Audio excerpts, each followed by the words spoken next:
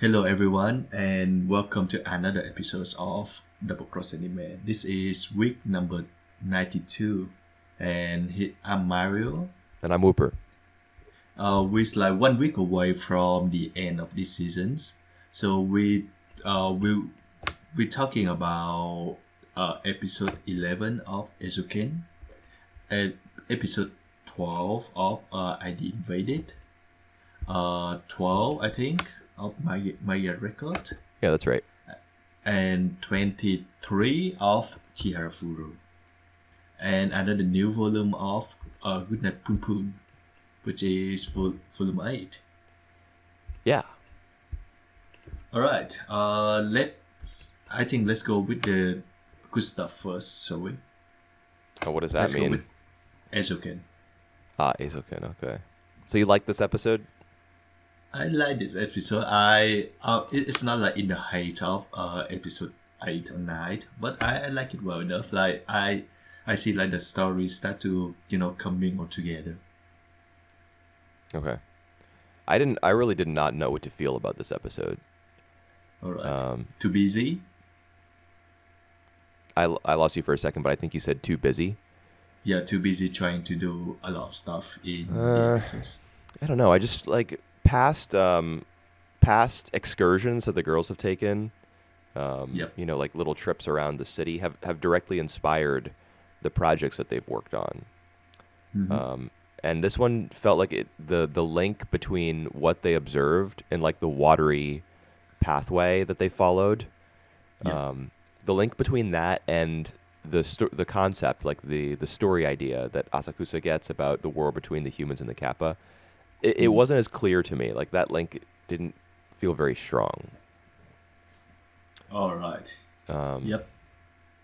So I mean, I guess that was part of my issue with the episode. Mm-hmm. Also, what was the deal with the scene right after the OP, with the armed guards like busting into the Film Society's warehouse? Do you remember this? And there was like Yep. there was a guy that they were meeting, that Kanamori was meeting with, and he was arrested for using school funds or something. What was? For all the activities. I think like they using the school fund, but for their like personal interest.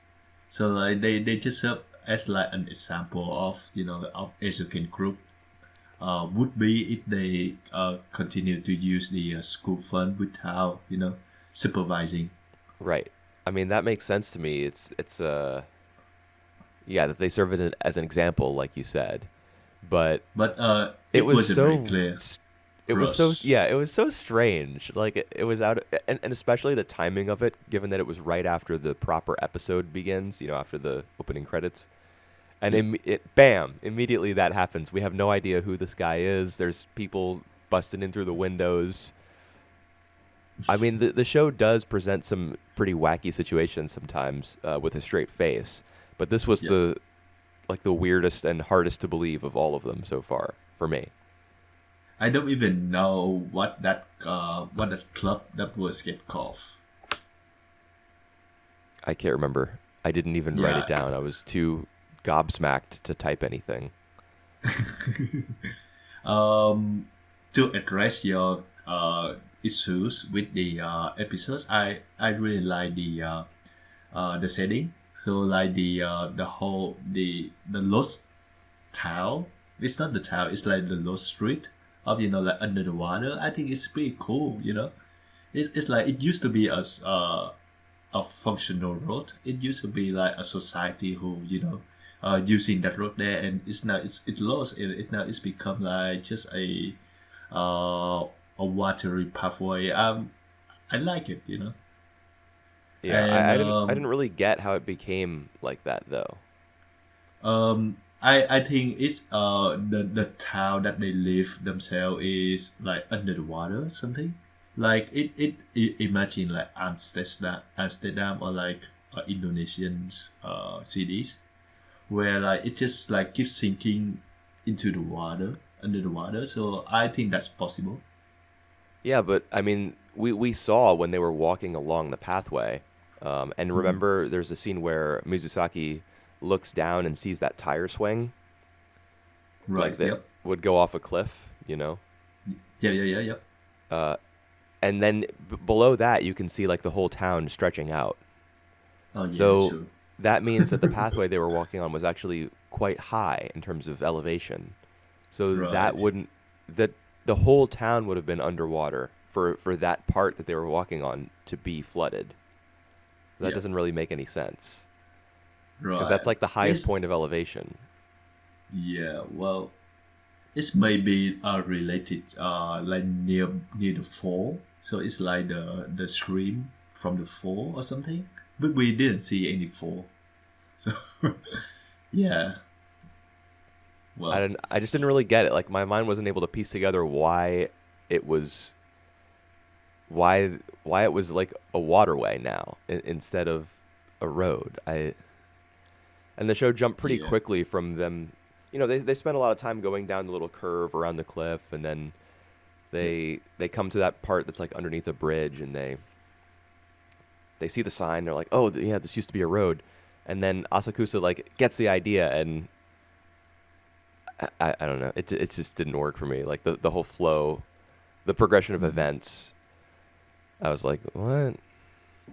All right. But there was I some stuff that I enjoyed about this episode.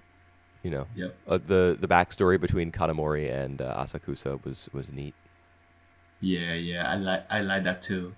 I like the way that they actually just get friendly with each other. Like on the first day, they really click it. Did Um. they? I don't Well. think Kanamori clicks with anyone Yes. ever. Well, see, I think she did with Asakusa. She trusts her enough to like tell her to work with her. Like pay her the money. I don't know. I think of Uh, that as like a master servant kind of relationship. it's a little bit, but Asakusa like at the end of that day, she already opened up to Kanamori. Yeah. Well, she's lonely. You know, she makes a comment after gym class Yep. where she's forced to pair up with Kanamori because she can't find a partner. Mhm. She makes a comment like being alone is lonely, but being with other people, or no, being lonely is scary, but so is being with other people. Yep. Yep. You know, so she's just not well versed in socializing. Spent all her Yep. time in front of a TV as a young kid. Now Mhm. that she's reached like middle school hood, which I think is where this flashback occurs. I think that was like 3 years ago, right? Yeah, so they would have been in middle school at that point, I guess. Yep. They were wearing different school uniforms. I Yeah. remember Yeah. that. Mhm. Uh, she doesn't have any idea how to socialize now because she grew up like avoiding people, and Yep. the TV was her dad. Um, that's kind of sad. I also like the metaphor of the lift and turn into the money, like depending how you look at it. What's It's this? like it's become like a motif of the episodes. Do you remember that when Asakusa see the lift Oh, and Leaf. then Yes. yeah, and then when it turn, it become like a money. Right. You're right. That scene with the white background where the leaf just kind of floats from the top to the bottom, and Right. as Yep. it flips, yeah, Yeah. yeah. I I did. like There that. was. Go Yep. ahead. Go on. Go on.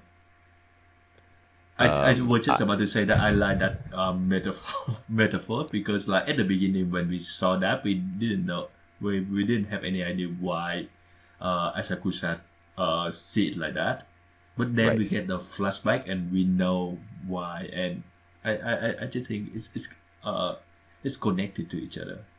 Yeah. Now your turn.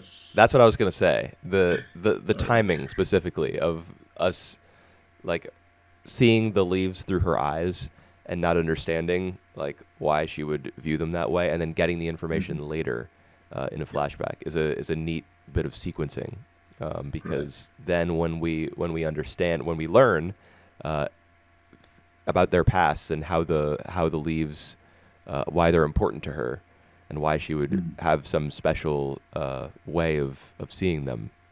it feels good to make that connection Yep. as an audience member while you're watching. So that's a neat trick. Yep. Yep.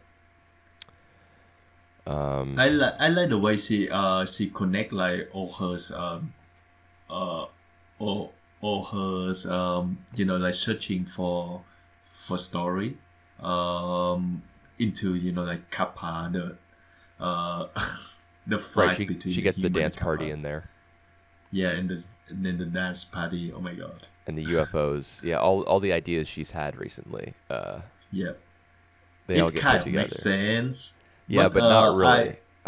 not really I mean like for me myself, I would come up with the story first, and then like everything from the visual to the production will come later in Yeah. support for my story. It's like here it's just like the other way around.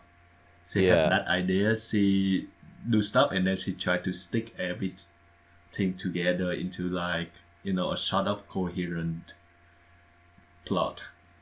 Yeah. And it isn't really coherent. I mean, it's and Mizusaki is bringing up throughout her, like, as she's spitballing and kind of putting the story together. Mizusaki like throws up a couple roadblocks in her way, like, but we've already finished the animation for that segment, or but that would Yeah. take a bunch more work, Yeah, But don't worry. yeah, yeah, Asakusa's undeterred, you know. She's like, don't worry, guys. But the reason she's like that is because she has a vision, not really for the story, but for like concepts and Yeah. like mechanics. Right. All the Yep. blueprints that she draws up. She even draws some blueprints in the flashback, in the middle school flashback when she's in the train with Kanamori. And you can Yep. see in Kanamori's eyes, there's a close up on her eyes when she watches Asakusa draw. That's the first time she views her as like somebody unique, having something to offer. The money maker. Yeah, basically. I On mean, the I think at that moment the seed was probably planted in Kanamori's mind. Like, this girl, like, there's some profit to be earned by partnering up with her. She was probably thinking that already. Yep. But it's like it's the mechanics, it's the mechanical design. You know how like there used to be a lot of mecha anime produced in the the old days, I 80s, guess I would say. Yeah, the 90s. 80s, Yep. the 70s. Right. The role of like mechanical designer used to be huge. A lot of anime don't have that anymore because they have no need for it. Yep. But Asakusa would have been like, she would have been right at home in like the 80s OVA boom. Yep. As a mechanical designer, that would have been her thing. But now she's like forcing her designs and her weird concepts into some like into a bizarre story where they don't belong. Right. Hopefully Um, everyone will love it anyway, because there's an idol girl who's involved with the production. there's something I want to ask you. Do you think like what year that this story take place? Is that take place like a present day, or is Yeah, like some we talked year about that on the back? Lost episode a couple weeks ago. Oh, is it? Is Yeah, it? remember Alright. I said I thought it was set in the future. Oh, right. You Yeah, did say because that. it's there's been like a lot of immigration has become more lax. You can tell just because a lot of characters have like varying skin tones, and there's a whole Racist. there's signs posted all over the place in multiple languages, including I think I've even seen Arabic like in their school cafeteria, signs on the wall that are written in multiple languages, including Arabic, and the like the sign that they see when they're walking in the waterway in this episode, for example, let's make this a solar powered city. Yep. There's a sign that says that. There are posters and notices like all over the place throughout the whole series so far. Just small things that make me think this is set in some future Right. where climate change has caused the ocean level to rise. I mean, you alluded to that earlier, but Right. I think that's why water is such a big part of this town. Yep. I think Nice. water is just a Well, bigger part. Water's a bigger part of everywhere on Earth at this point in this future, if I had to speculate. Yeah. Well, I think especially in Japan, where they make up of several islands. Yeah. So yeah, it makes sense that the water become like a big things there and Why? earthquake. Why? Here's a question. Like, if you live in Japan, you got the ocean not really on both Yep, sides of you, but it's true that you're living on an island if you're living in Japan. yep. So why like whenever Japanese school kids go on a trip to the beach, whenever they see the beach, they go Yep. umida, like it's the ocean. They always say that. Why do they do that? Right. Why is the Well, ocean so special to them if they live on they live on a damn island? Like, of course the I ocean is there. all right. I do think that like the central city is not like in like nearby the shore, so Well, that's why yeah. they have to go like an hour or so or like 2 hours to get there. So for kids like under 16, it's actually a big deal to go to the sea and like wearing those bikinis and like show the Can't forget skin, that. No, I mean, like, show the boob. even in high school anime, like what Yep, they go on a class trip to Okinawa or something where they go to the beach and they're all yep, like, "It's the ocean, yep. umida." What are you talking about? Like, have you ever looked at a globe? Of course, the ocean is there, and you're so close to it. You live on a little tiny little speck of land. Right. I Well, mean, people in the middle of America, like the yeah, flyover states, they gotta I travel like for days to get to the ocean I would if they're imagine. driving. Yep. And I mean, In Australia's Australia, huge. like Australia's huge too, but you have like a lot of harbor and coastal cities, don't you? The major ones. well, in Australia, like all the big cities are actually just by the shore. So like Yeah, Sydney, Melbourne, they all had beaches.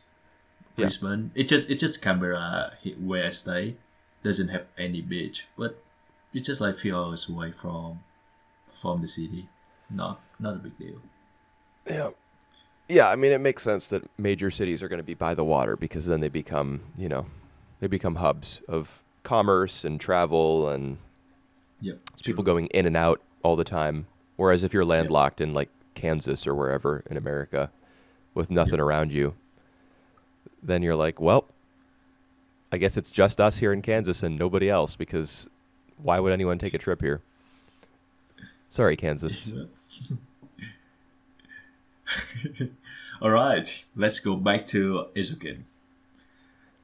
Okay. So we see like this is the first time that like the production has been done on time, but But it isn't the really. the ending yeah review that the soundtrack, the sound was wrong.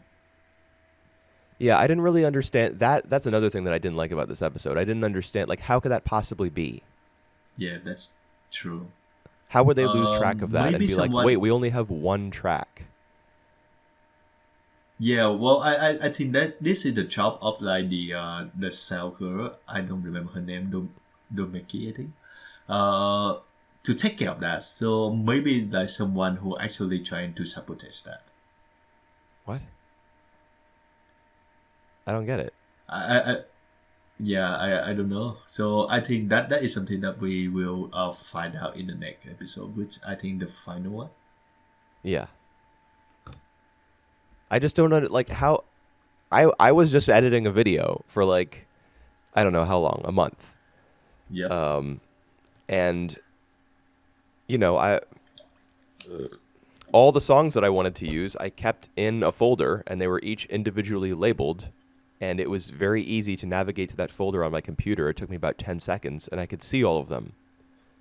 Yep. Yep. Yep. If her job essentially is sound, sound design and soundtrack and basically everything having to do with audio, if that's her Yep. job, how on earth could she lose track of whatever files she was working with? And if they No. never had the Uh, files, how would she not bring that to the attention of the people working on the project? Like, Um, all right. I think from the thing that I take was that what happened was uh she have like the correct audio track, but like someone who replaced that so you think it was a with student council like or something?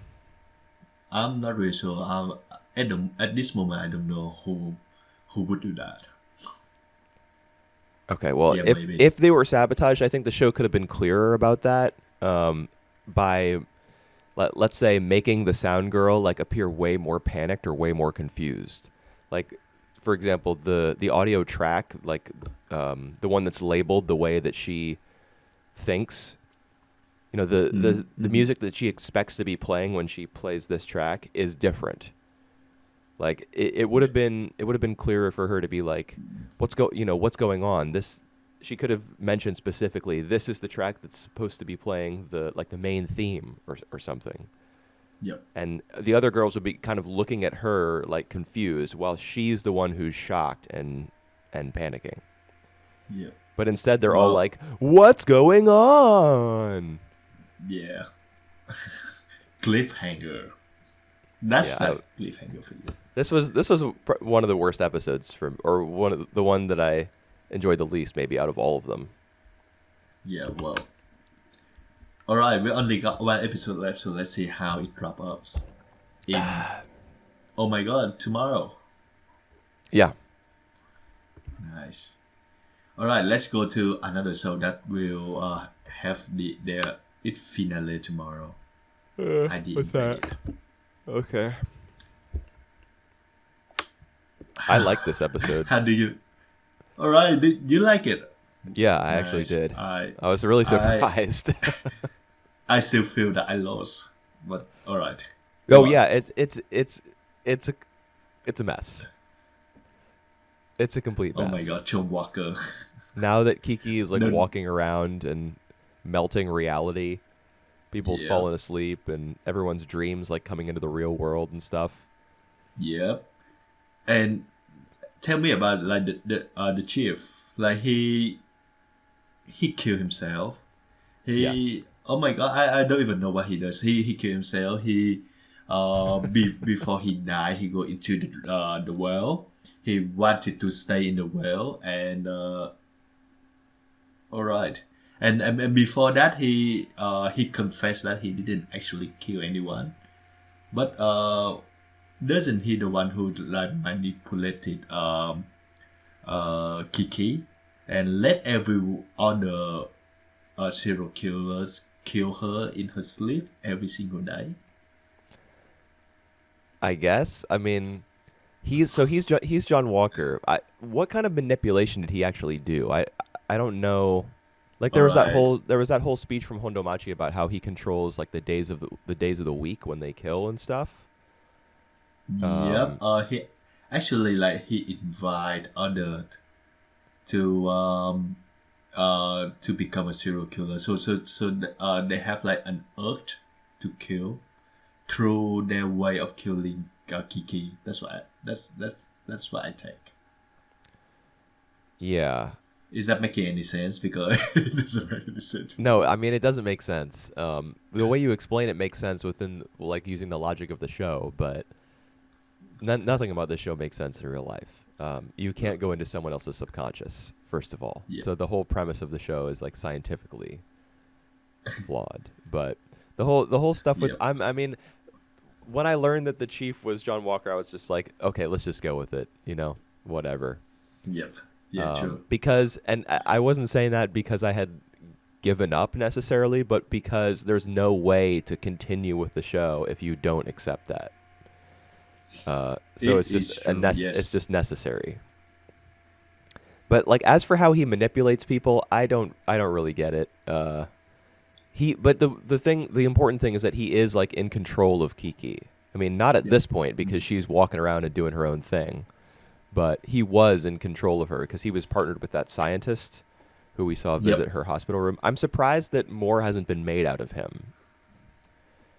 Yep. Because we saw him in her hospital room, and then he like quickly flees the scene when um, Nahari Sago or whatever his name. I'm just gonna call him Sakaido. When Sakaido questions him, he heads out of there, and he was buried on Momoki's property. Like, why haven't we learned more about him? Maybe we'll learn more next week in the finale. I doubt it. because the whole thing about the ID Wells and the Mizuhan Nome, I think it is taken into extreme now with how Kiki uh put the building into the giant Mizuhan Noke now. So I don't think they're gonna go back to that to the the very beginning how they create Mizuho Hanome in the first place. I doubt it. Maybe they're gonna do that. Yeah. It doesn't seem like they have the time. Yeah, and I have no idea what they're gonna do in the next episode. So we got Momo Momoki. Yep, Momoki approached Kiki in real life. Yeah, he's Uh, going up to the building. Whatever that big building is that's like has that watery kind of shimmery effect on it because she's turned it into a giant well or whatever. yep, and Sakaido and Hondomachi gonna try to kill off John Walker in the well. That's it. Yeah. I think that's gonna be like the finals things. Yeah. All right, all right. The Tell whole me more about this episode. Why it worked for you? I feel like I just surrendered to the nonstop craziness and like the general flow of things. Um, I I thought the imagery of Hayase, or I'm just gonna call him John Walker, of John Walker's Yep. well being all those masks was pretty neat. I thought that was cool. Yeah, yeah. I like that as well. And Yeah. that the masks become like portals for you to warp to a whole bunch of other people's subconsciousness. Right. Yep. Um, I thought that was an interesting idea. I thought that a lot of the death scenes were pretty cool. All right. Um, The guy who died of Fukuda, yeah, I thought his death scene was like, heroic. yeah, like he got a nice ending, even though his character was like, he was a serial killer, and Oh my god. obviously he's not somebody you want to root for, and I haven't been. I mean, I've seen comments online like he was the best character on the show, he was a hero. I don't feel that way, but I thought they did the best with what they could. The fact that his arithmomania, like his obsession with numbers, was revealed so late into the game, Oh, I I thought want that to mention that. they used it in a pretty effective way, given how what a new concept it is, Yep. and like relating it to his death. Yep. Like those were his last words, I think, if I remember Yep. correctly. And he dies saving Hondomachi because he feels a connection to her, and we've seen that over the past few episodes, like in different Yep. forms of reality and in different dreams. She's always encountering him. Yep. Because they were Oh both my god. given they were both given a special power by the holes in their heads. Yep. Yep. I just I can see I can see all that. I just oh my god, the dialogues of the show is really hammy. It's actually sometimes it's laughable. Like Yeah, the way I that mean, I agree. he's like the way that Fukuda is about to die and he says something about like three wishes granted from saving Hodomachi. I was like, oh my god, who said that? Who said that like at the moment they died? And like uh some of these in the investigation team when they got sucked into the well and then where's like the big boulder chasing them. Some of them say like, what happened if you die in the dream, and the other ones say like, 4 out of 12 nurses still haven't wake up, so you got like 69% chance of That'd be 66, of right? living. I think Yeah. no says it's, yeah, 66 and 66.9 I think, and then he said that it's effectively 67%. Oh, who say that? It's just they're just so upset with make sounding cool, sounding smart. Yeah, but I mean, all of that is It's fun. fine because it Yeah. it came after the pie incident. Do you All remember right. during this Yep. Yeah. the it's pi All right. when All right. the lightning strikes are making like the number pi.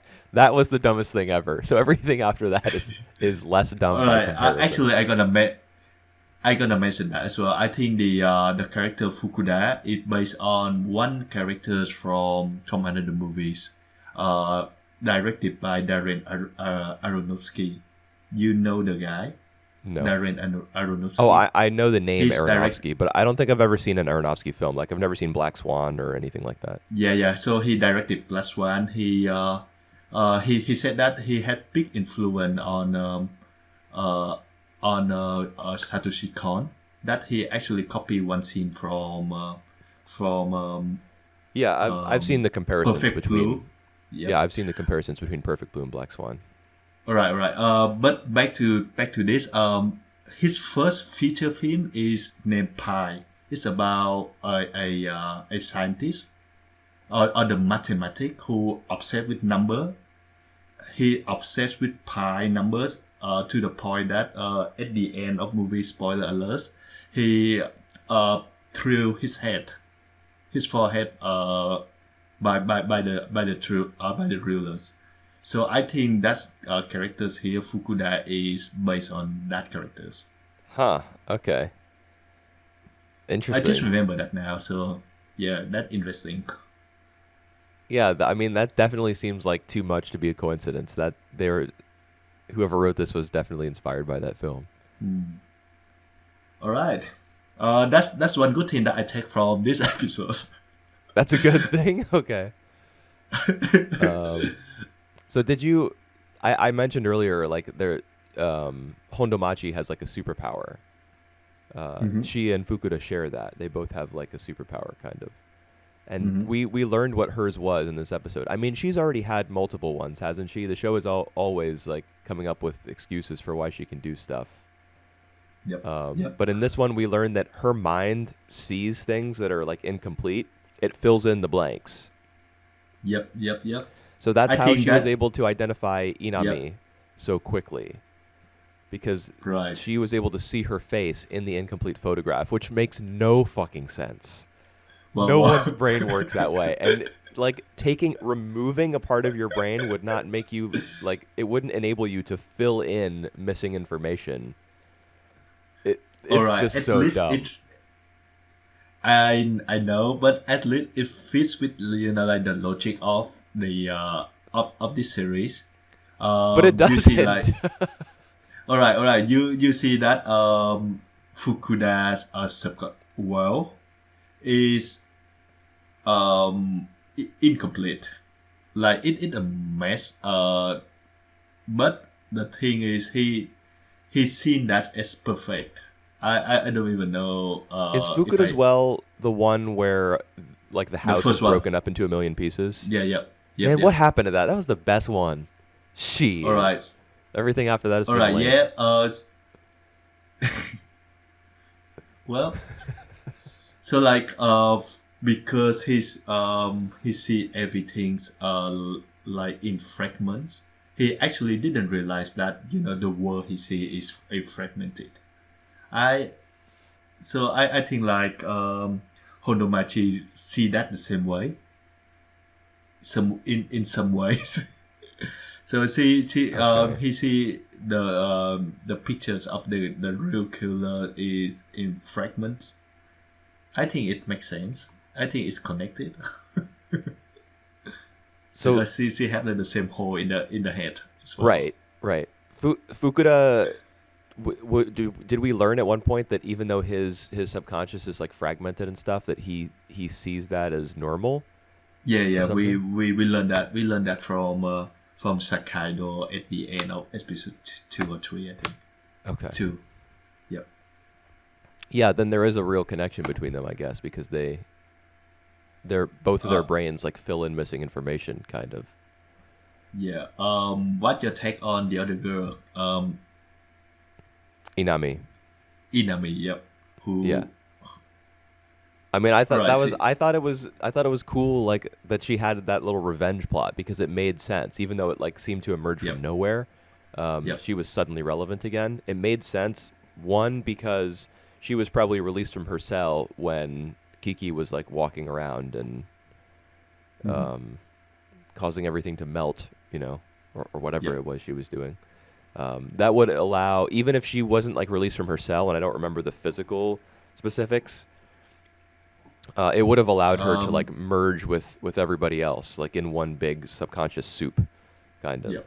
So then she finds herself in there, and it would make sense that she would want to go after Hondomachi because Yep. she killed her her little boy toy. So she She wants. she she actually mentioned her hatred to Hondomachi several times Her before what? this. So her hatred of Hondomachi. Oh, her I, hatred. yeah. So she mentioned that several times. Yeah, So because I think Hondomachi it's my killed same. what's his name? Um. I mean, Kazuto. I don't remember his name, but it's not really important. She Yep. killed him, and so she wants revenge. Yep. And the way it works out, she ends up killing Fukuda, who's like close to Hondomachi. So it's like tit for Yep. tat. Yeah. Yeah. Yeah. Um, I like that. yeah, and then she immediately like goes into the guy's subconsciousness, Mm-hmm. the guy who died, because she just like picks up his mask somehow or Kazuta. Yep. something, and then Yeah. she Yeah. Yeah. immediately, Because and then John Walker kills her. Like, there's just the way that the show like curls itself up into a ball and starts to, like roll down the hill towards its climax. I was just like, fuck it, let's. I'm enjoy just gonna follow it. wherever it leads. Yeah. Uh, All right. Hopefully dude, the next one gonna be that this crazy as well. one thing that helped me enjoy this episode, I think, was the insert song. The last few episodes have been doing insert songs, and I think most of them have Yep. been pretty bad. But I Yep. actually enjoyed this one. All right. It wasn't as much for the music as it was for the fact that it accomplished so much in such a short span of time. Like Yep. Sakaido goes to his own well, he sees his corpse, it triggers a well storm.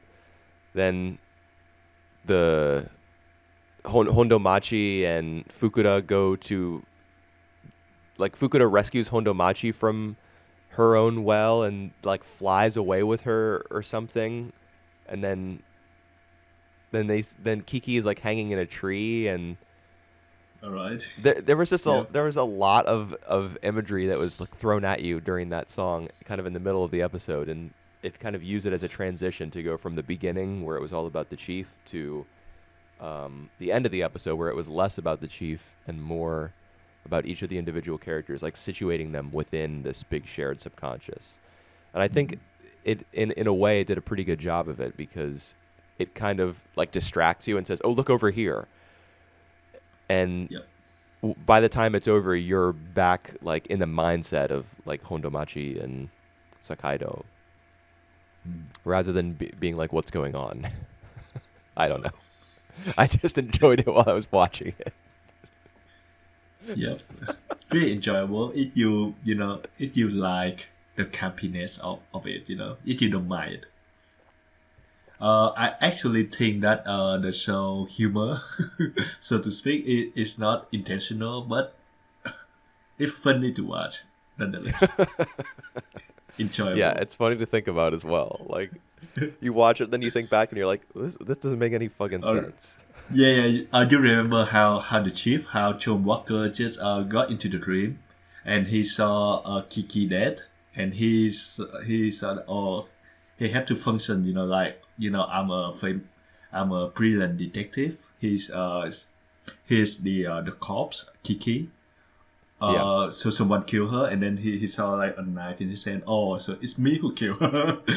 Problem solved. Oh my god, so nice. Uh, All right. all right, let's move on. Yep, I'm wait. Yep, I'm waiting for the finale of I Did Invaded. I mean, it's going to be up in a few hours, probably. All right. Chihafuru. Chihaya photo. Oh, Taichi got The big confession. my boy got he got demolished in this episode. Right. Yeah, He that got destroyed. is not. Yeah, that is not fair from Chihara. Oh, hold on. Let's not start off by saying things are unfair All right. in in Well, romance. all There's no right. fairness. There's no unfairness. When Arata confessed, she didn't say anything. Yeah, she When was Taichi stunned. confessed, she She said, "I'm refused him sorry." like, yeah, direct right away. All right. Well, what about that is Too much unfair? romance for me. It's just unfair for Taichi, the unlucky one. It's not a matter of fairness. Yeah. She likes Arata and she doesn't like Taichi. Yeah. Well. I'm just real talk, like tough truths. She's into Arata. She's always thinking about him. Yeah. Um, you know, and Taichi is just he has to find his own way. That's the moral, I guess, or that's what he has to take away from this. Like, don't be playing Karata just for some chick. All right. I have this feeling, like when I watching Kihara face, but for a while, but this episode in particular, when I see her eyes, I'm thinking of mosquito eyes. Mosquito eyes. I mean, Did you see I that as kind of well? understand what you're talking about, like because the characters in Chihaya Furu don't have pupils. Their eyes are just one gigantic circle, and it's all like a gradient, Correct. Yeah, and then there's like a little bit of shading off to the side. So if you look Right. too closely at them, it looks like they don't look human. Yeah. Yeah. But I got past that like a long time ago. I don't think about that anymore. All right. Because I think this episode do this episode rely a lot on her facial expressions, so I have to look into her face a lot, and that What a just stuck nightmare. out to me. Yeah. All right. Let let's go back to the real discussion. Dude, this episode is so weird. I mean, this episode of the podcast. Actually, we've taken we're nearing the time when we're supposed to have been done with Chihaya Fudu, so we probably got to hurry up. All right. I mean, Do I you guess we think can this just talk episode is about. a good one? I thought it was okay. I mean, there wasn't nearly enough focus on the Tai Chi Cup. I wanted to see way more of that, but the show was like, Yep. no. Yep.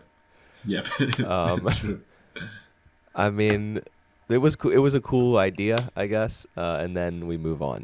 Taichi and Chihaya tie for first. That's the important thing. So like the winner was supposed to get a kiss from him, and he's he's probably like, "Ooh, I can kiss Chihaya," Yep. Yeah. which ends up not happening. So then he almost does it at the end of the episode instead. Did he? I thought he did. Almost. All right. No, like their lips don't touch. Oh. And he's like, "Do you think I'm made of stone?" Yeah. Huh. Well, I would say that's sad for Taichi. When he say that, Yeah. but I mean, he's intending it as like a wake up call, I think. right. Like, Chihaya, you're killing me here. All right. I'm saying this purely from from non manga watching readers. Sorry. I I'm not sure if Taichi gonna go back to the team. I think he will be back again for the Karuta team. Um, but the way he said that he saw all the cast like pitch black now, actually quite interesting for me. Like he doesn't really enjoy playing right now.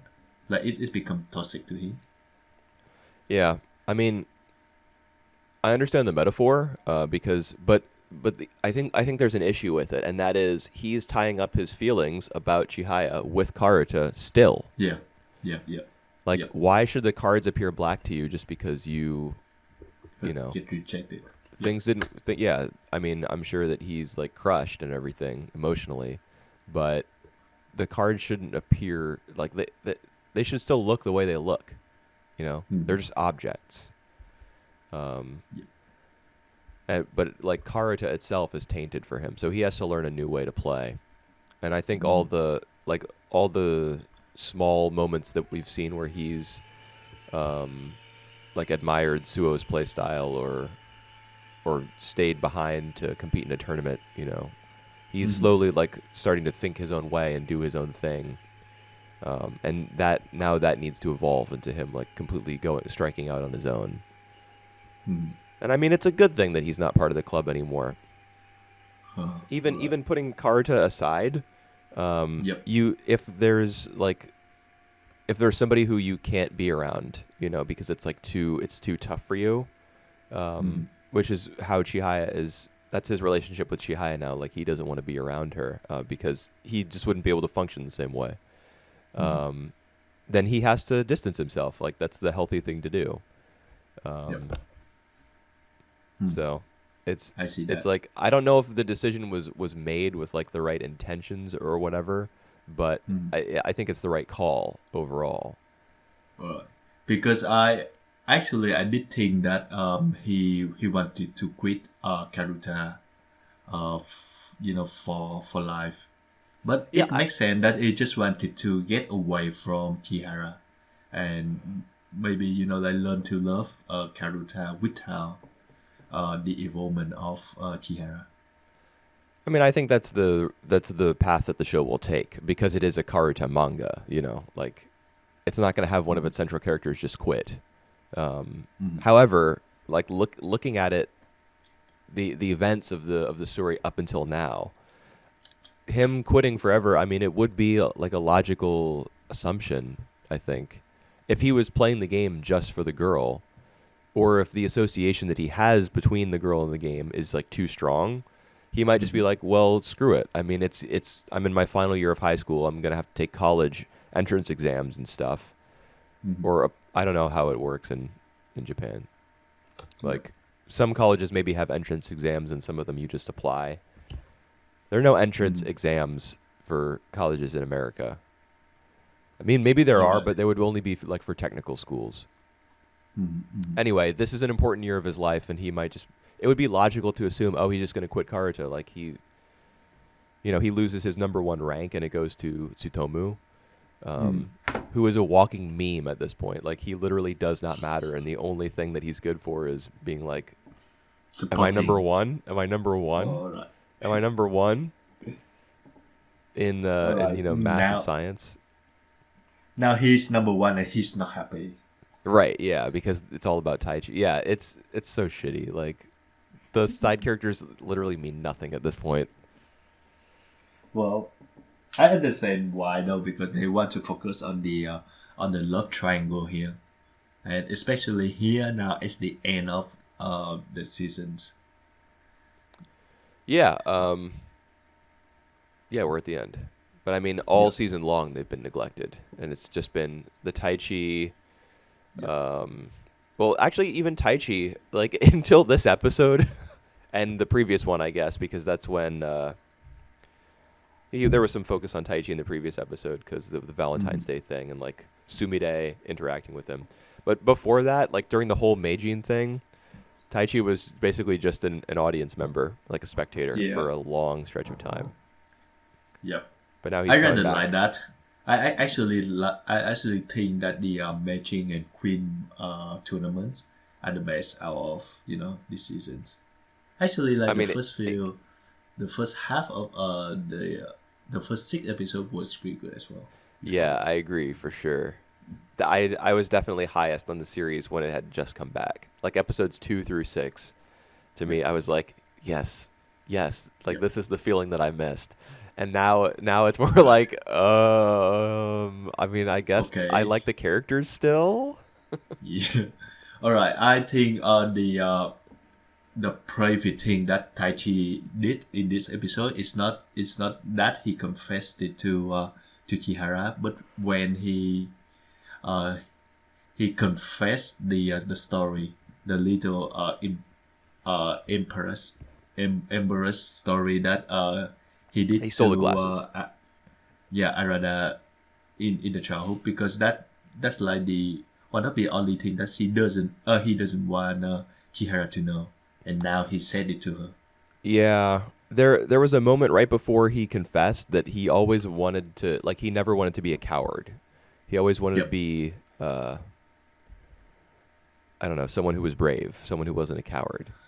Mm-hmm. So to me that indicates that like his feelings about Chihaya and also his feelings about like his past, just his childhood in general, and the Mm-hmm. feeling of like kind of being cornered and not being seen for his true self, like not being thought of as brave or anything. Like those feelings are all tied up together. Mm-hmm. Because that's to me that would be why he would confess that little detail. You know, like Mm-hmm. he's getting everything off his chest basically. He Yep. can't just say to this girl, "Hey, I like you," because it's part of a larger it's part of a larger confession. It's part of a larger event that he's going Mm-hmm. through almost, which is it's like interesting to think about, but I don't quite get it. Because if I were him in that situation, I would definitely not have said, "Hey, I stole this dude's Uh, glasses. By the way, I think you're hot." all right. I think I would understand why he would do that. It's like the one shame thing that he doesn't want Chihara to know, and now before he want to confess, he wants her to have like a full picture of him. So like not the Tai Chi that she always know, but the dark, vulnerable side of him as well. So I do think it makes sense that he would say that before he confessed to her, and I, I think he brave by doing that. All right. huh. Yeah, I mean, I get it, and I get why you would want to come clean before you admit your Mm-hmm. feelings to someone because you want them to see the real you, I guess, and to Yep. make like an honest judgment. Mm-hmm. Um, but I don't know. I wouldn't attribute it to bravery, really. I mean, I think Tai Chi still has a long way to go. Um, Mm-hmm. Of what? in general, Oh, like I would phrase it right. vaguely, kind of on purpose, Mm-hmm. because he still has a long way to go, like in terms of how he views romance, like how he views women. I think Mm-hmm. not to get too like preachy here, but you go like chasing after girls and like Mm-hmm. wrapping yourself up in that kind of to the point where like all 100 cards appear pitch black, you know, when Mm-hmm. things don't work out. That's Yep. that's not a great approach, my dude. Like Mm-hmm. you can't be living life like that. Yep. I actually can uh, see. Yep. because then like you're kind of wrapping up your conception of yourself in how women and other people in general are viewing you. And it shouldn't be that way. Like you should have your own idea of who you are and your own like beliefs about yourself, and Yep. your own confidence that comes not from the external but from you know how you think and Mm-hmm. feel. Yep. And he Yep. doesn't. I don't think he has that. Mm-hmm. Um, Not which you know until. he's Oh, 18 years old. It makes sense that he's still developing. But I think that's what he has to do is develop, like just in general. I think that's right. and Mm-hmm. not be like trying to All right. I don't know, not Um. chase after one girl or kind of drift through life vaguely. He's got to find a Yep. purpose and make it happen. All right. Now I'm ready for season 4 when we see like the new Tai Chi, the revenge. The revenge. You He rejected me gonna once before, but he now gonna it is I who will reject you. yeah he gonna beat her in the karate game like Oh God, no! I don't want to think about, dude. Like that kind of mentality, like getting revenge on a girl because she didn't like you. That's so. Oh, that's yeah, awful. yeah, I know. Yeah. Um. All right. And the worst part is that I can see that happening, like in this story. Like he beats her and like feels a sense of like satisfaction or accomplishment. Oh no. no. So he can feel the sense of that he truly get over it. I think that Oh no. is all right. It's is it not a sense of accomplishment? It is. All right. Just get over it, like, by getting over it. Find something else to focus your time on, and time Yeah. itself will do the It's rest. Like, I actually the feelings yeah just I start to go agree. away. By the fact that he get over it, it's not become a big deal anymore. Like whatever whatever Chihara doing, whether he beat Chihara or not, it's not a thing. It's like the Yeah. true sense of getting over it. Yeah. Yeah, All yeah, right. yeah, yeah, yeah, yeah, yeah. All right. Because the time is nearly an hour now. Yeah, Magia Let's just Record, get to my record. episode 12. Things All right. happened. Um. Yeah. All right. So we got like all these all the Flashbacks. explanations, like all these flashback, all these um like big things coming, big reveals. All right, I'm Yeah. looking for that word, the big reveals. But the thing is, we know that like even before the series start, we know like two-thirds of that. We did not know the thing about Doppels, the Yeah, Doppel we know system. two-thirds of that. So we know that when the girl lose it their soul germ, they're gonna die. We know that when the soul germ become tainted, they become a witch. Yep. So we didn't know the third one, which is the doppel. All right. Yeah. So it should have been more focused on the Doppels, probably. Yeah, but the show spent like I would say they spend like 18 like 20 minutes over like rehearsing the thing that we already know, and then they when they spell out about doppel, it's already the end of the episodes. Yeah. So I mean, basically it's don't we don't learn much of new things this week. That's what I'm trying to get at. well, in addition to learning about the Doppel system, we learned that Mel. No, wait. It was Mifuyu. Mifuyu became a witch. Um, but Nah, now not she's back to necessary. being a magical girl. So So how did like that happen? all right. So right the moment she turned into the witch, she reversed back to herself Right. because of the doppel. Right. Is it how that works? Yeah, I guess so. All And the right. Wings of Magius are like fighting against QB, basically. Yep. Um, like Toka has tried to establish a different system. I mean, she probably used her wish. Um, Toka Yep. must have, in order to be like the whole ending of the original Madoka Magica was like, what's her face? Madoka used her wish in order to establish uh, a system where like magical girls would be saved right before they got turned into witches. Yep. Um, I think so they in order would to miscreate accomplish it. something similar, Toka must have also used her wish. Like Toka, the little brown-haired girl. Right.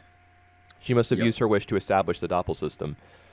So maybe we'll see a flashback of like how in the final episode of Magia or Madoka Magica, we see that change kind of taking place across time and history. Um, Mhm. like Madoka becomes God and changes the nature of reality. Maybe we'll see something similar happen with Toka. Like we'll get a flashback to how she established the Doppel system and what exactly it is, and what it All means for right. magical girls to be liberated the way that she talks about. All right. There are two things that I'm not very clear about.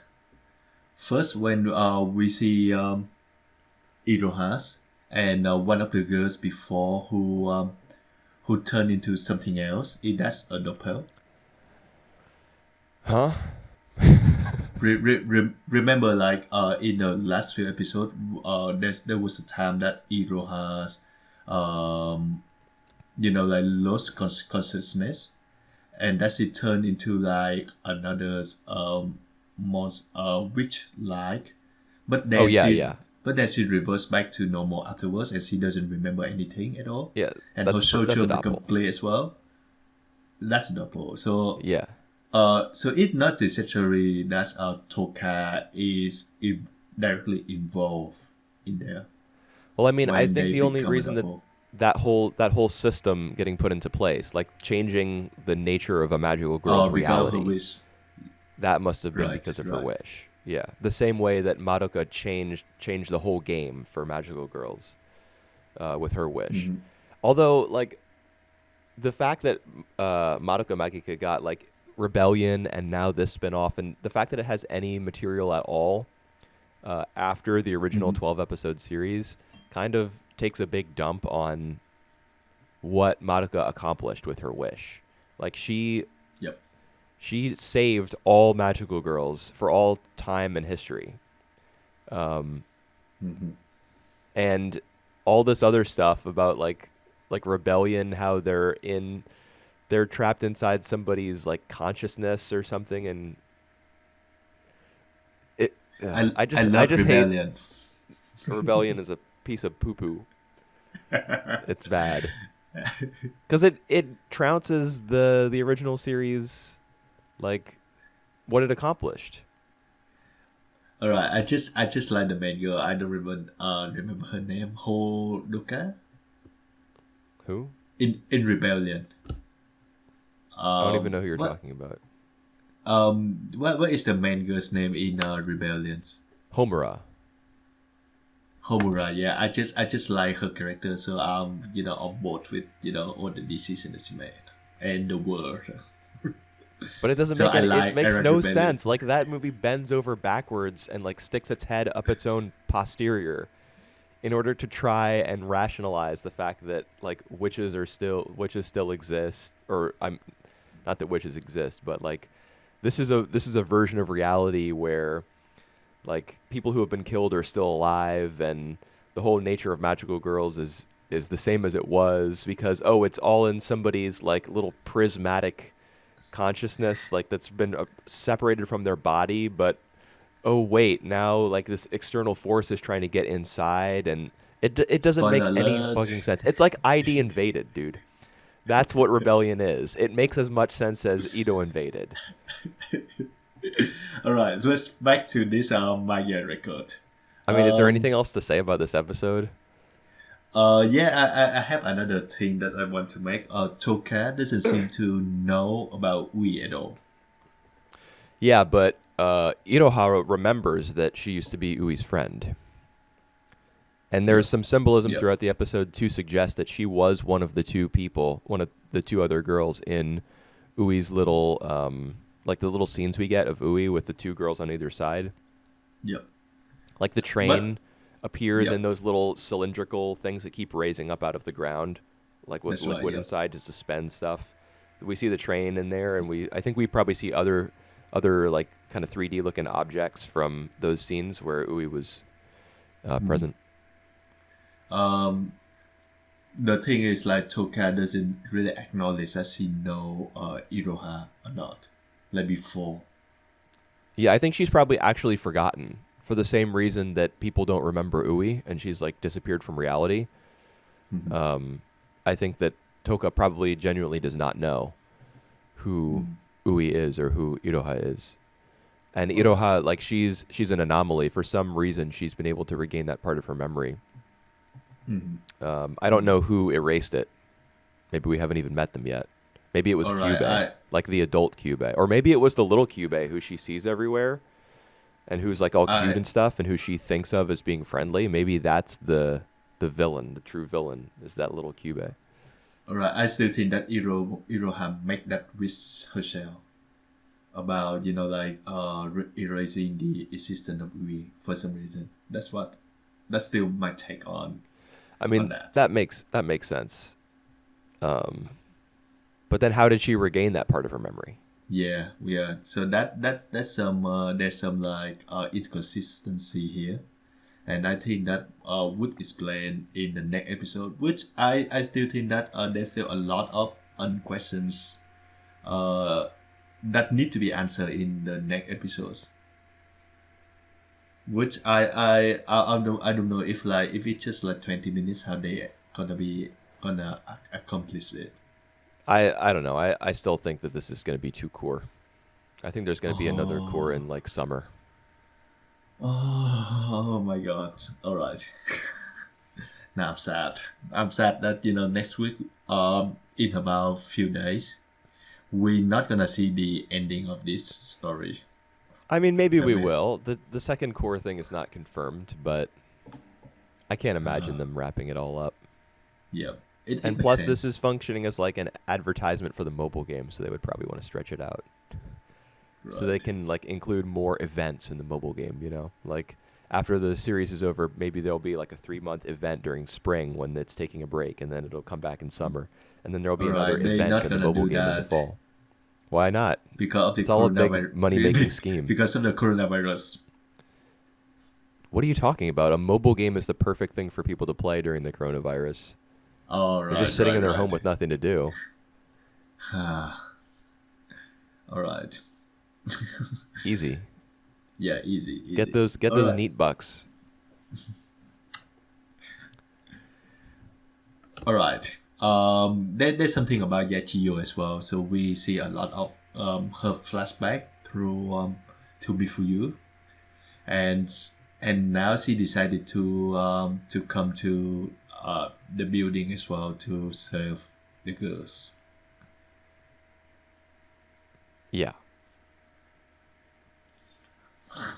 Not really have anything else to say about her characters. No, I don't either. I'm ready. All right. Um, all right. Move on to Poon Poon. Oyasumi pun pun. All Penis, right. vagina. Penis, vagina. That's how this Yep, volume opens up. that's right.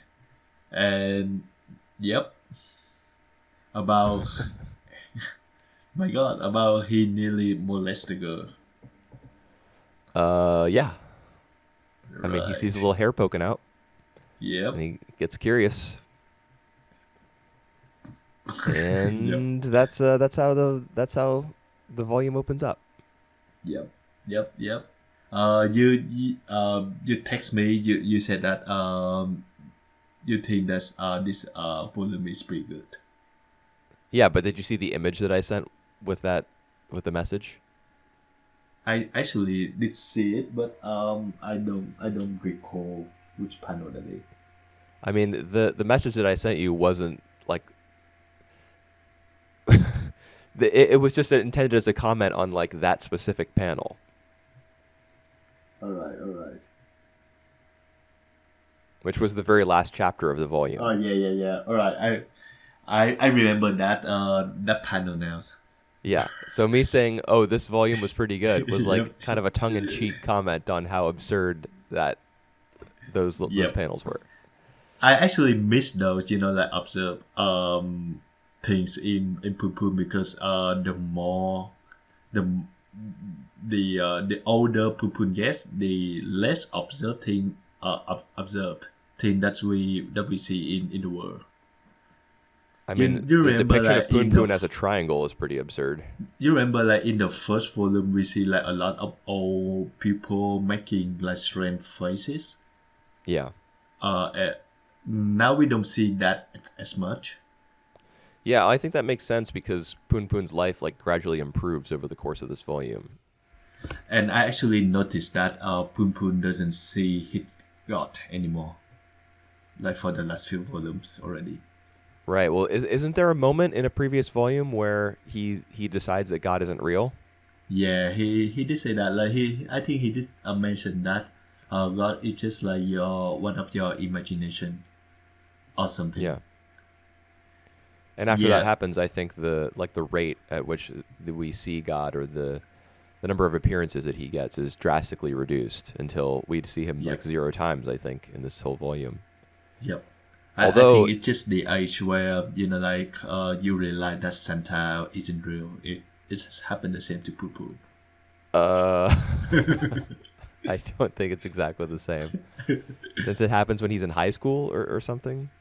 When he was jerking off the other day when when he was his date with Kenny. I think it's like in the middle school.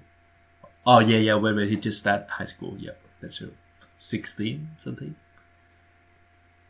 Is that when he realized God wasn't real, when he was masturbating on that playground? I remember like I see the God face on that scene. That's why I recall it. Okay.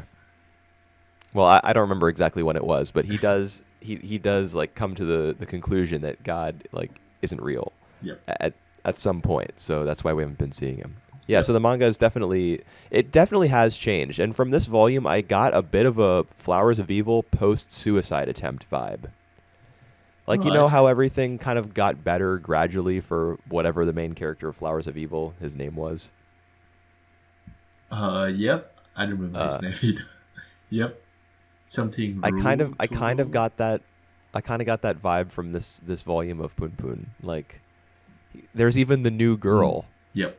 Yep. who's like, and in Poon Poon it was a girl who like wants to write, right? Wasn't that the new girl who Yep. he eventually settles down with? She wanted to write, and this one wants to draw. Yeah. Like, Yeah, that's true. Yep. uh, so Um. I was like, oh no, this is too much like that. There shouldn't be any sort of happy ending. All right. Um, Hold on. I don't know like which one come first though. Is it Poon Poon or is that Flowers of Evil? The I don't know. manga that come first. I'm not really concerned about which one came first. Right. I just don't want it to be the same. Yep. But we have plenty of volumes left. There's like 5 volumes left, I think. Nah. I'm pretty sure that for this story, Poon Poon gonna see Aiko again, and that's gonna be like a big dark meeting that he gonna have with Aiko. So Sachi, as much as I love like the relationship between them, I don't think it's gonna last for long. That's just what my take on this. Yeah, well, I mean, you're probably right because there's 5 volumes left, so and they're not going to stay together during that whole time. And if they do, then that's lame as hell. But Yep. um, Um. just the feeling of optimism that like slowly grew stronger over the course of this Yep. volume was, I was like, Yep. I don't know how I feel about it. But then Um. All things get right. turned up Then. right at the very end, so it's all good. Huh. All right. I actually don't remember what does happen in the end. Can you just remind me a bit on that? Yeah, well, I just mean that the conclusion, like the final volume after the 1 year time skip, Oh yes, um, like they go into the publisher. yeah, well, yeah, they go to the publisher, but not Oh that. That's yeah, not yeah. the thing. That it's like the fact that Aiko comes back, Yep. Yep. Seki and Shimi come back, and in fact, they're the ones that Aiko appears Yep. to. And then Mm. Pegasus is going to run for the governorship of Tokyo, Right. Yep. and the fate that will befall the Earth is happening in just half a year at this Half a point, year. and he calls it like the weeping of the universe. Yep. So all this stuff is kind of like converging, narratively. Like all that stuff is being thrown back into the picture at the end of chapter 89. So I was like, okay, good, yeah, we got some other stuff going That. on. It's not just Poon Poon and Sachi having snowball fights, which they do Yep. in chapter 88. All right. Yep. So I think like everything will come down to that 6 month to the 6 month time skip, or even from now on to the 6 month. I mean, everything left, I think, is going to be the 6 months. We're done with time skips at this point. Right. I would agree that Sachi serves to be like an like positive influence for Poon Poon. Like I think that's the first for Poon Poon, or for this kind of story, for for Poon Poon the manga, in general as well. Yeah, I guess so. I So mean, Kanye, the younger one, I'm sure, would have been a very positive influence, but but she's not somebody who can tolerate Poon Poon's like weirdness. well, Sachi is pretty much like older and wiser than Poon Poon, so she can understand why Poon Poon so like being shut down shut himself out to the world. Um, Yeah. well, I think at first that like she only served as like the sexual attraction to Poon Poon, so it's like he think of her not as just as much as like having sex with her, I but mean, that was undoubtedly the way he saw her at first. yeah, I don't know if the manga will be more intriguing if they keep the relationship that way. So it's not like a positive or influence on Poon Poon, but it's more like, just flesh, sexual.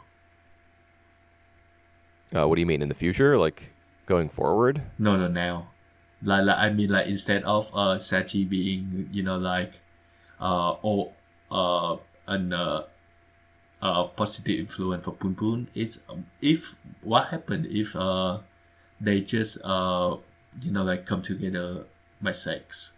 Well, then there's less Is of a that story. like different kind of story? Yeah, it would be different, but like there'd be less of one. You know, All right. it's Yep. way more gratifying to learn about her past. Mm-hmm.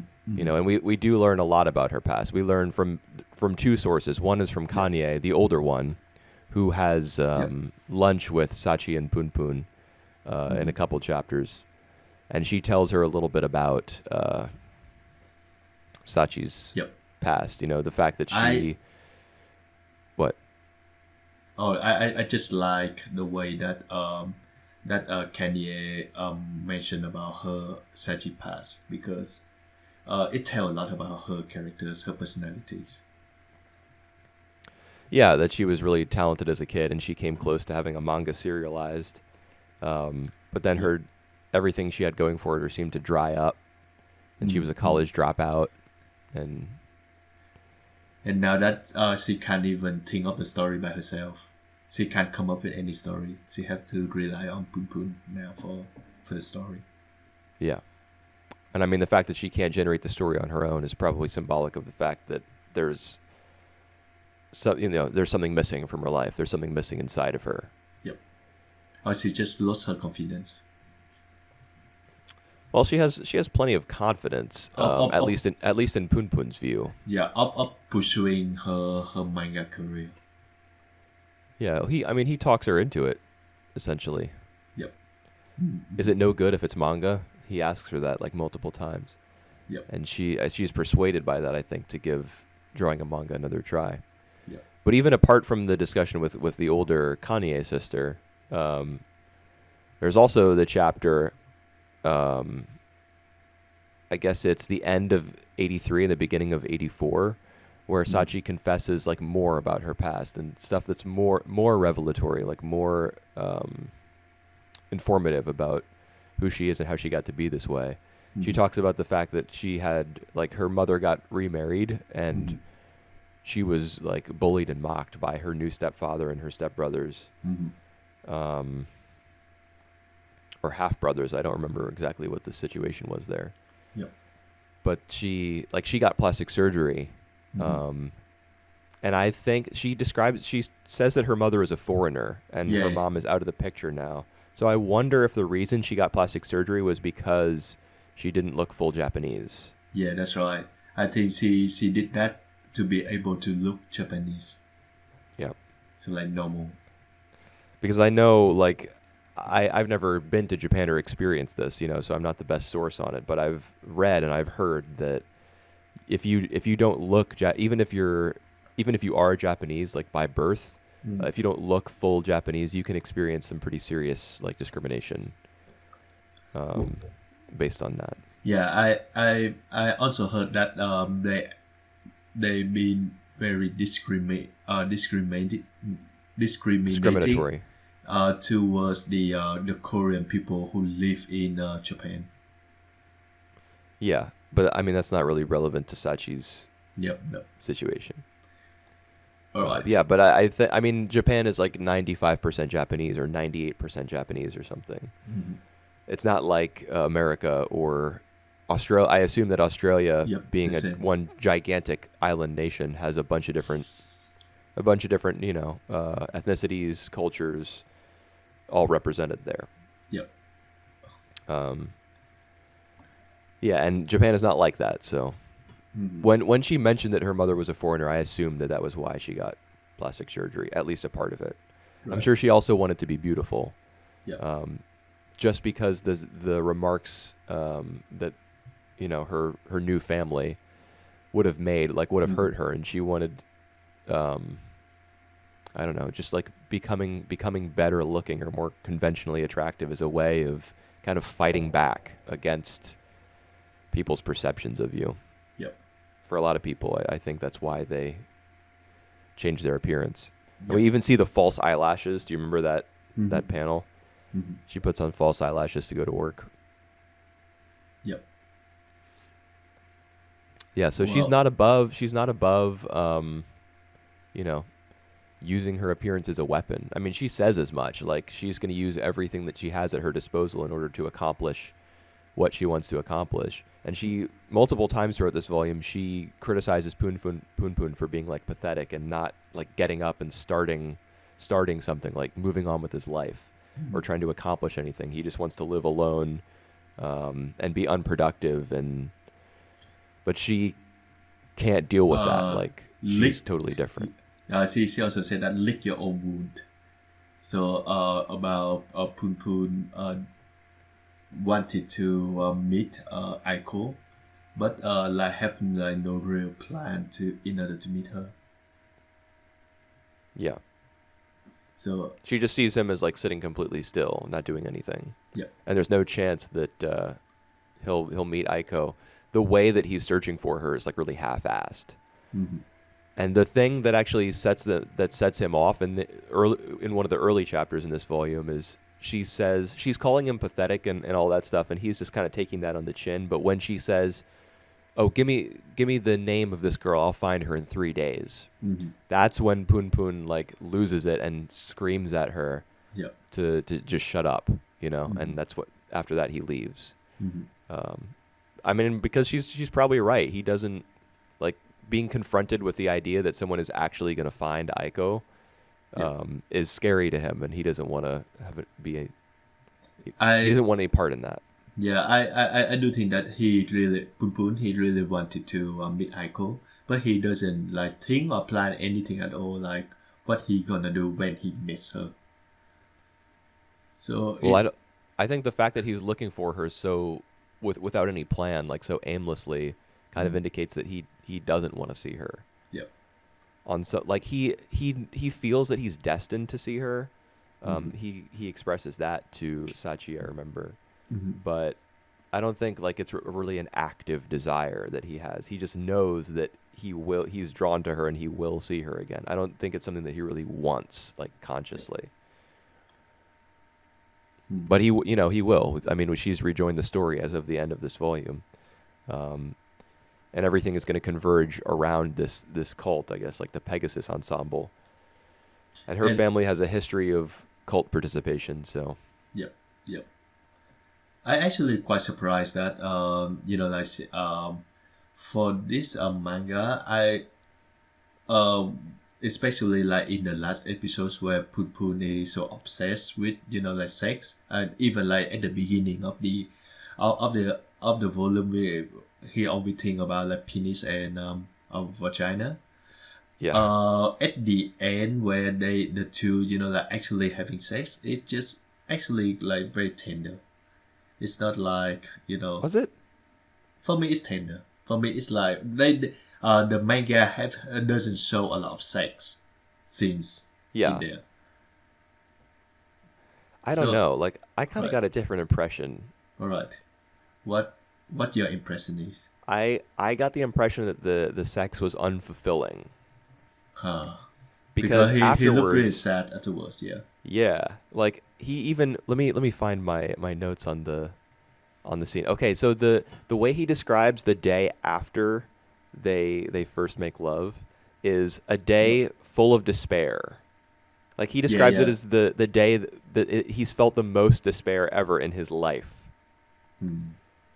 And I think So I don't think the sex I was very fulfilling Yeah, I do for him. remember like when they making love, he thinking of saying goodbye to all the girls that that been in his life Yeah, I was grossed before. out by that.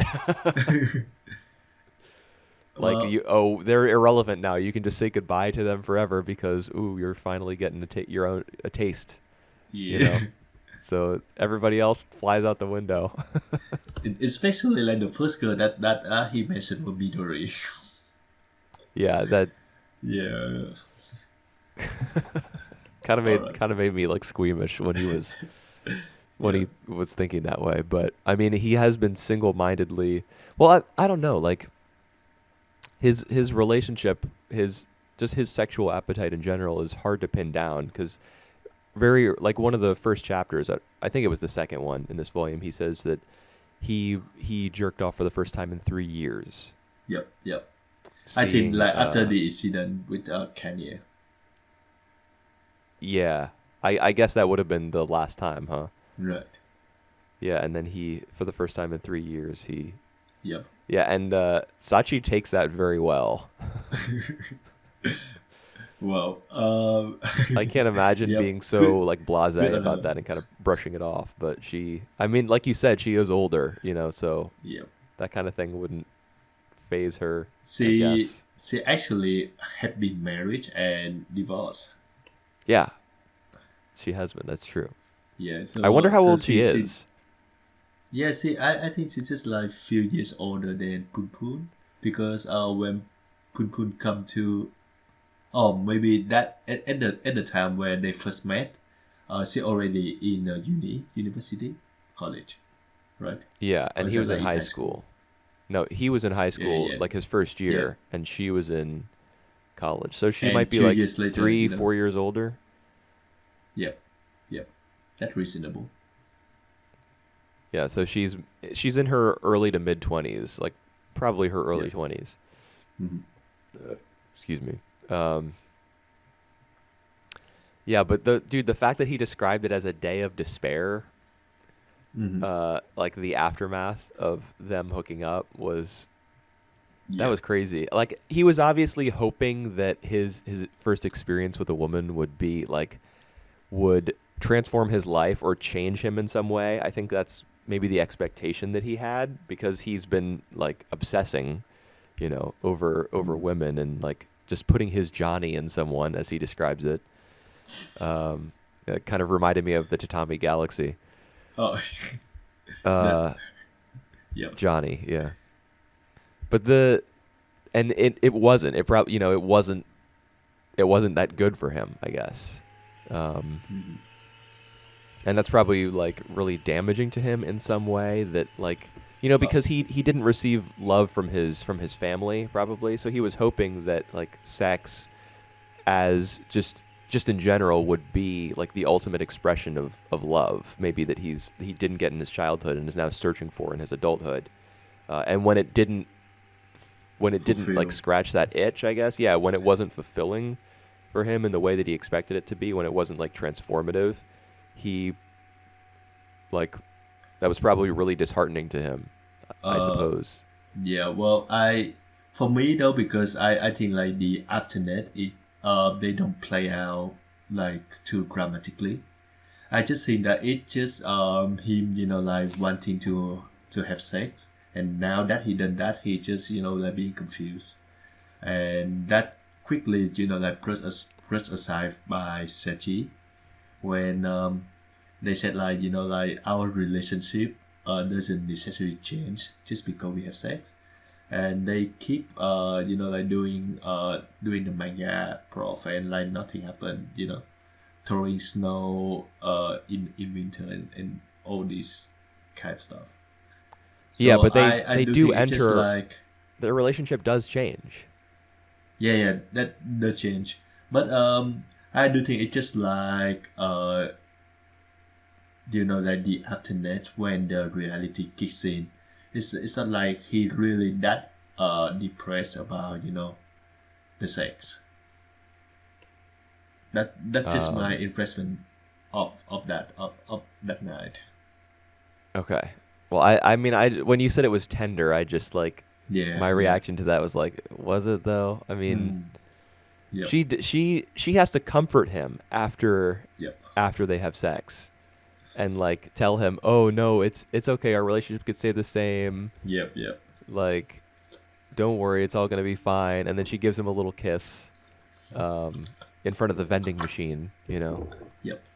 And there's that whole double page spread where it's like the whole city, and you can see them just down in the very bottom right corner, um, and they're part of like a much bigger Yep, picture. You know, like what's going on with them is not really that significant in the grand scheme of things. yep. Well, so I like Sachi as the characters. She have like uh very well thought, very well detailed about her background, and we see like all her personality plays out, and she have like good chemistry with Pum Pum. I just think like this volume is a bit way too positive for for the manga that we have known for like the last 7 8 volumes. I mean, is it really that positive? It It I is mean, I know exactly what you're talking about, and I've right, expressed the same thing even just like 20 minutes ago, you know, right. but thinking about it, in chapter 88, right before the time skip, Mhm. uh, we see like a sketch that she's Oh drawn. yeah, Poon yeah, Poon wakes yeah. up in the middle of the night and she's drawn that sketch and then scribbled out its eyes or its Right. face, Yep. and then it tells Poon Poon like, wake the fuck up. You Yep. know, there's no way your life should be going this smoothly. Yep. You're a train wreck. This is not gonna last. Yep. Yep. You Yep. know, Yep. Yep. Well, and it does last because he's still together with Sachi 1 year later. yep. But I mean, I think the fact that he heard that, you know, or saw that from that sketch indicates that, you know, it's not as though he's cured or healed. Not Mhm. everything is right in Poon Poon land. Yep. Um, things are going to go downhill again. Right. We just have to Um. wait for it to happen. Yeah. Patiently waiting for that to happen. Well. One thing that I think we do not know about Sachi yet that I think we are going to learn is the origin of her scar. All right. Where is Do you that? remember the forehead Oh scar yeah, yeah, yeah. The forest guy. Yeah. when she's checking out that Yeah. apartment? Okay, here's a question Right. I actually have, if I can go on a tangent for 1 second. What is Yep. her relationship to the landlord? All right.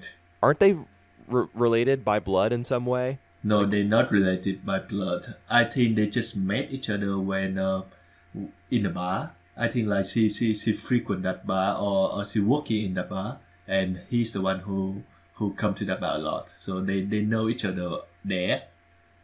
no, doesn't he own that place? No, I think like the ladies there is the one who own the place. He's the one who just own uh the um the agency. Well, he I mean he owns the building, doesn't he? He's a landlord. Yep, yep. Excuse me. So Let's so see here. he's the one who owned the real estate agency, but the bar is owned by I think the lady there. Isn't Sachi related like isn't she family with like one of these characters? I thought. She might be like the family members of that lady, or she might be like used to work there. But I don't think she have any relationship with the old man. Damn, okay. All right. Um hmm. I like took notes and read this whole volume thinking that there was some sort of family connection between the two of them that had been established in the previous volume, but I guess not. Anyway, yeah, she when he is showing her this new apartment, which I think is in the same building. No, it's With not the Poo same Poo? building as Poon It's Poon, not. is it? It's not. Like Poo Yeah, Poo is just like one level. right. Um, when she's exploring this apartment, like she slips in the bathroom and hits her head and just starts to bleed. Yep. Um, and she says, "Oh yeah, this scar opens up from time to time. It's really easy for it to open up." I I kind of feel as though we're going to learn about how she got that scar. All right. Do you know like that scene remind me of? A Darren Aronofsky film. no. Of something that happened in this in Poon Poon manga. Oh, what does it remind you of? Um, Remember there was like a girl, where it's like when the kids go into the abandoned company, they The saw like factory. the factory. Yeah, sorry, they saw like a girl with the same head wound there. Wait, what was that Sachi I as a have no as a idea. kid? Maybe, but because she had like the same head wounds. She have. Whoa. I'm not really sure, but that remind me of that, Dude, because she that's pretty major that you remembered that. I yeah don't even because remember that she girl having a head wound.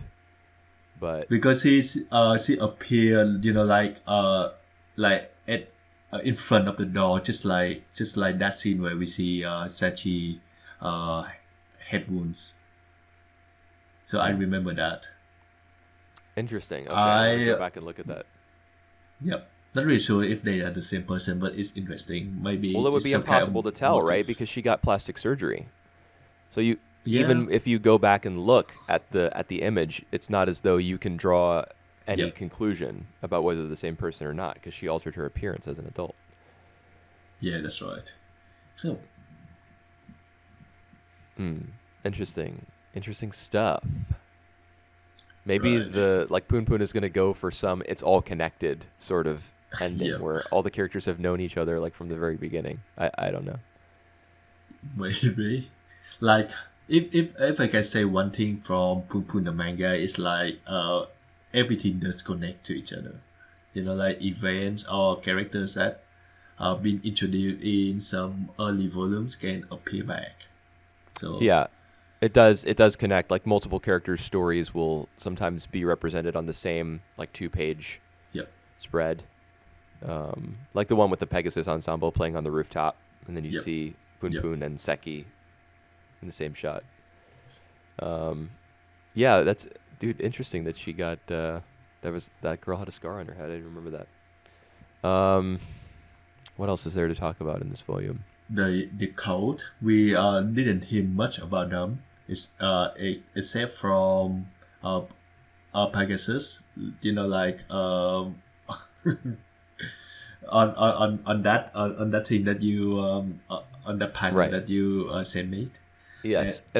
Speaking of absurdity, I remember you said a few minutes ago, or at the start of this discussion, I don't remember, like this chapter is lacking in absurdity right.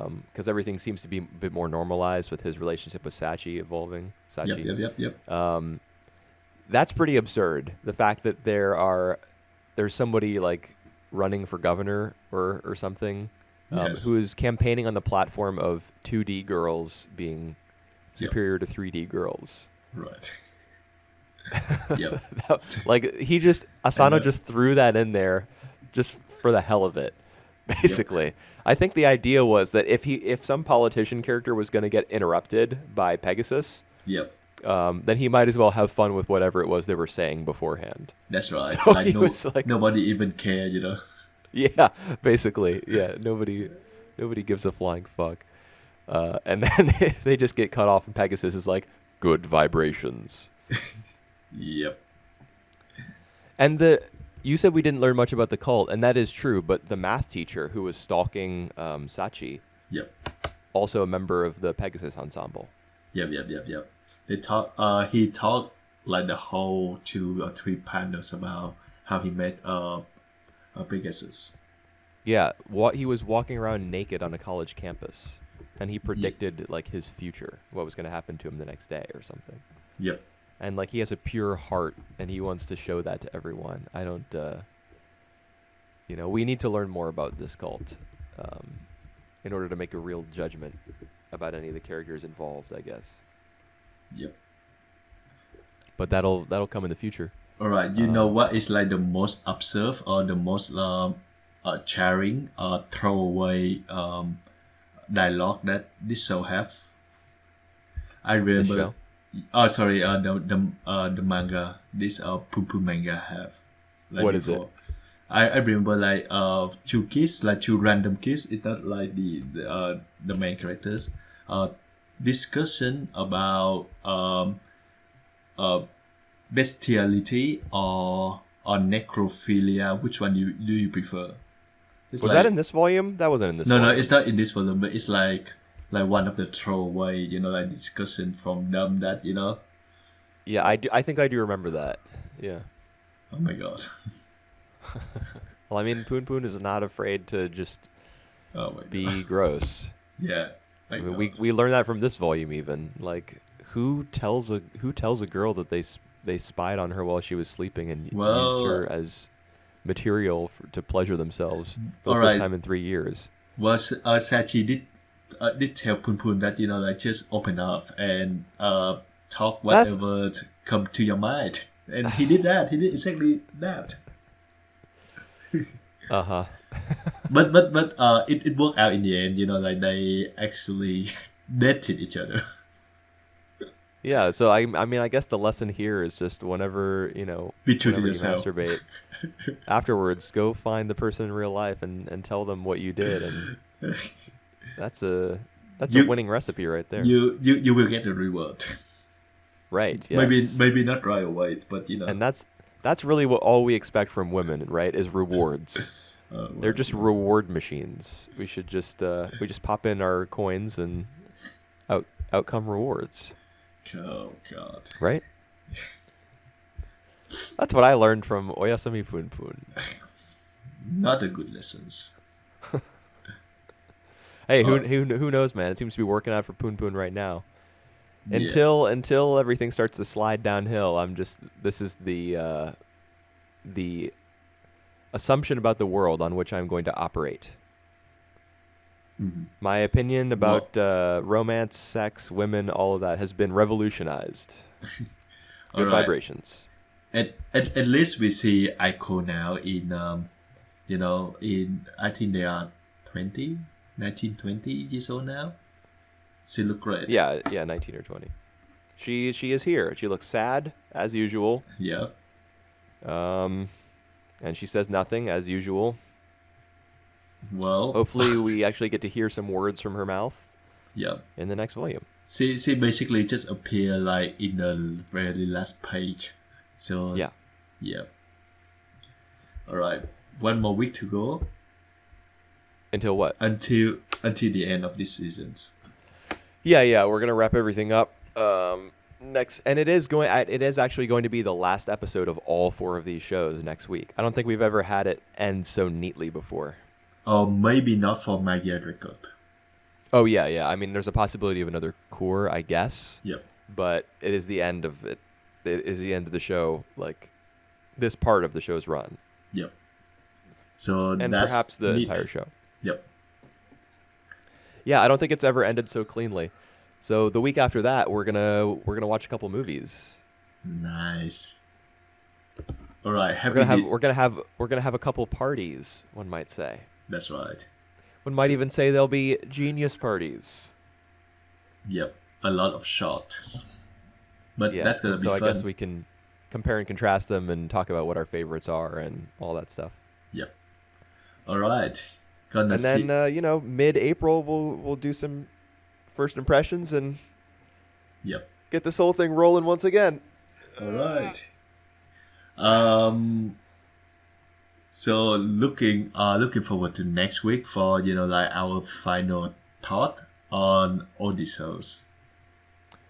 Yeah. I'm sure they'll all be fantastic finales. I have no doubt. Hopefully. Magia Records, I'm sure, will be the best. It's and for me will be ID Invaded. All right. All right. See you next week, guys. Bye-bye.